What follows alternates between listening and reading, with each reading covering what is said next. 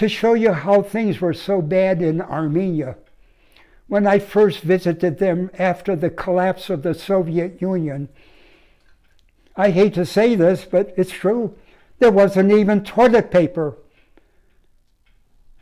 The toilets did not flush. I would have to walk 3-4 flights down the steps and go to a well and get water from the well and go all the way up 3-4 stairs up to the toilet so I could dump the water down the toilet. It was very difficult for me in the beginning, but one day, these were in my early visits to Armenia, but one day when I was kind of alone, the city was black, no lights. I never knew that a place could be that black because our cities are different from the light.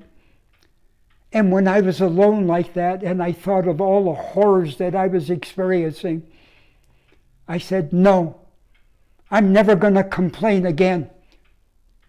If these people can live like this for all their lives, or a good part of their lives, who am I to complain for the 2, 3, 4 weeks that I'm going to be there? And I made a vow, and I said, never, never again am I going to complain about anything about Armenia. And I forgot to tell you, I couldn't even buy food. I tried to buy bread, but I had to have a little piece of paper to be able to buy bread. And what I did was I lived on cucumbers and tomatoes. It's not easy. And composition books that they use for toilet paper. And it was dark. But anyway, as I look back, those were the precious days of my life, because when people needed some help, thank God that George had some resources that he could be helpful to some of those people. That's my message, that the important part of life is when we can be helpful not only to ourselves, but to others as well. And I don't care if you're Armenian. The reason I work with Armenian people is because I speak and write Armenian. If you're of Hispanic origin, then maybe that should give you the opportunity to visit some of the Hispanic countries. You can save a little bit of money and help some poor people. And when I look on the PBS station, and see the little children with all the bones sticking out, and the water that they're drinking is contaminated, you know how bad I feel? So every one of us in the United States of America, where we have all of these opportunities, have a means that we can save a little bit of money. And people say, what good is it, what you're doing? What you're doing is only like a raindrop.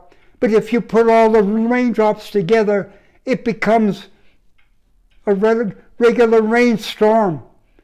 And it's with the cooperation of all the people to do one little good thing somewhere in the world, anywhere, even here in the United States of America. Thank you. My mother passed away about 20 years after my father passed away. Some of the things that I brought back as memories of my mother, because I not only had a mother, I had a ma, and I not only had a father, but I had a dad, and ma and dad were the greatest mother and father that people could have. Over here are the little things that my mother would make. Armenian coffee, you know, the thick coffee. These are all that's left. This, on one of my trips to the Middle East, to Jerusalem, I had a little room with my family, and this is called an ojach. And the ojach, it burns. And this is how we made the Armenian coffee, or this is how we heated the water. These are little different sizes of the Armenian coffee that you can make. Over here is, I brought this from Armenia. They would put the coffee beans in this, and then they would go around in a circular way and grind the coffee into the powder like this. That's what this is. And then, this is an example of the things my mother would make. My mother would crochet. She would darn socks. If the collar was worn one side, she turned the collar backwards. If there was a hole in a sock, she darned the socks. If the pants were too short, she lengthened the cuffs. What do we do nowadays? The word is, we throw it away in a trash can.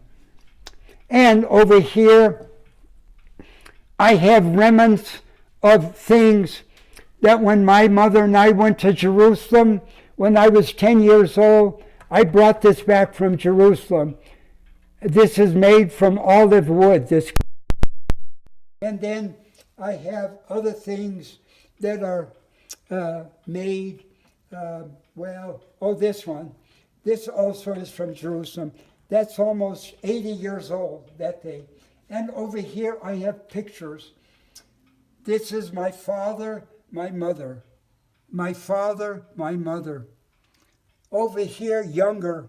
This is my brother.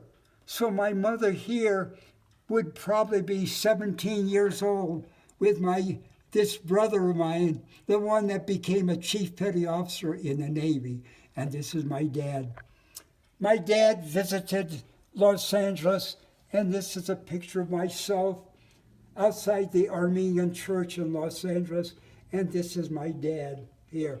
And I have one more picture I want to show you, and that's this picture that I'm very proud to have.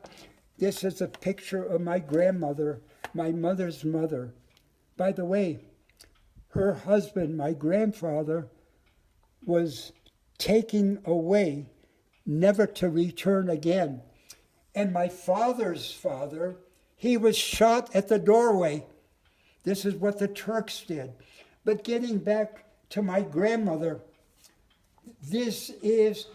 my grandmother was born in, survived the genocide, and she went to Jerusalem and stayed in the Armenian monastery. This is her identity card issued by the British who were occupying Palestine. And this paper is her identification card, and that's my grandma.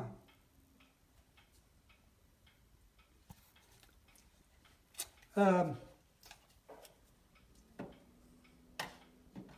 want to show one more thing to you. Over here at the sofa, what is precious to me are these two items. This and that. In the days of my mother and father, where people were productive, at nighttime, when my mother sat down and darned the socks,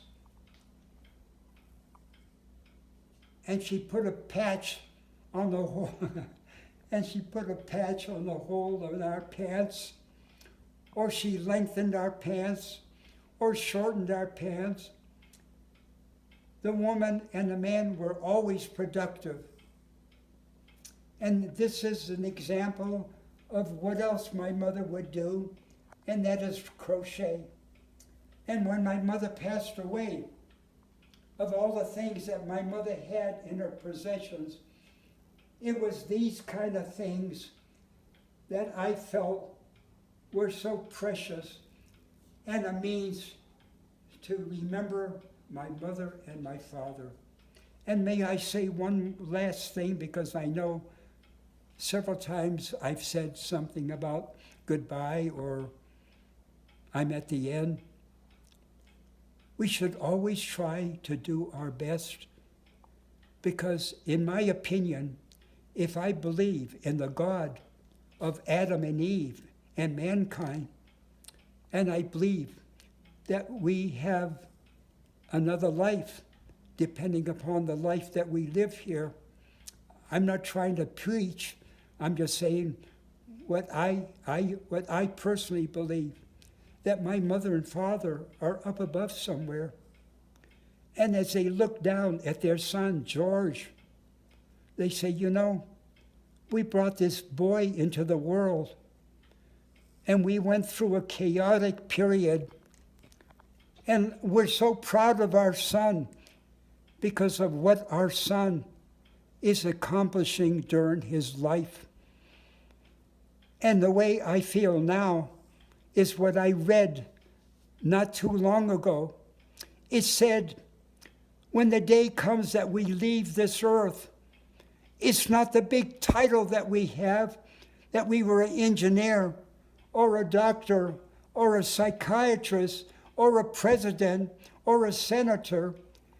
It wasn't the material things we had of a beautiful Mercedes-Benz and a house with 10 bedrooms and 10 bathrooms on top of a hill worth $20 million. It wasn't how much money that we had in the bank, that we had accumulated all our lives, etc., etc.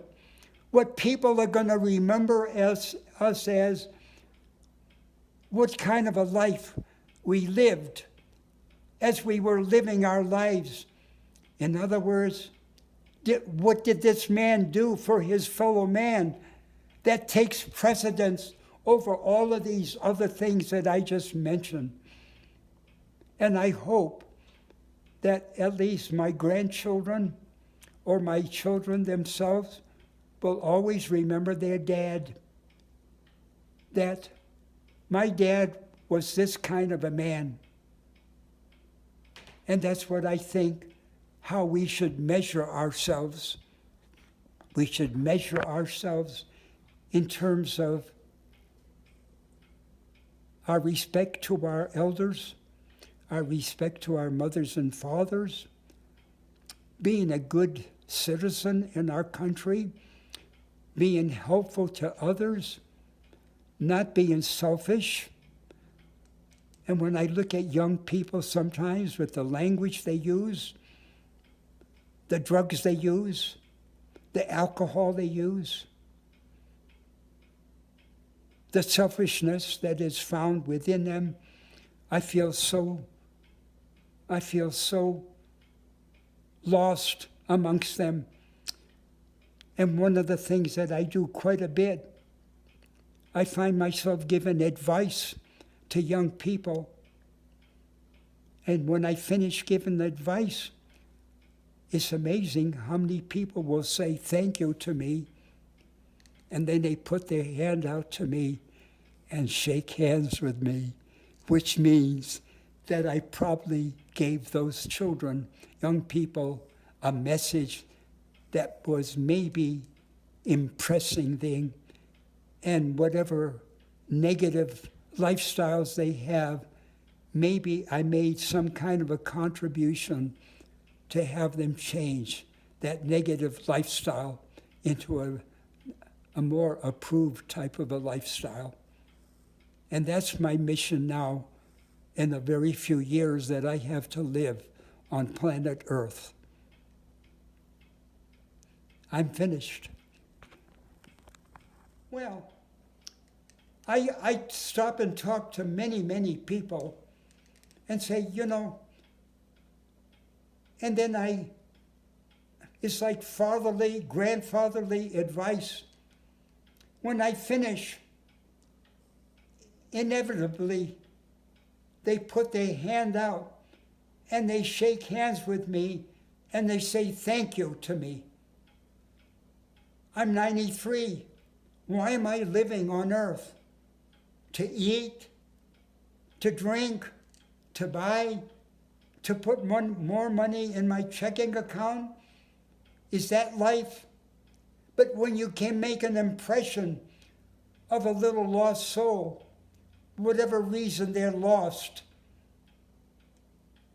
that's why I'm here on earth. And for that reason, I feel maybe it's because I was a teacher so long, although I taught mathematics, the message I'm giving is not mathematics. The message I'm giving is how we can change our lifestyle and be better people on earth. And not only make ourselves better, but make all the other people better as well. And that's where the earth can become a better place for habitation. I guess I'm really finished now.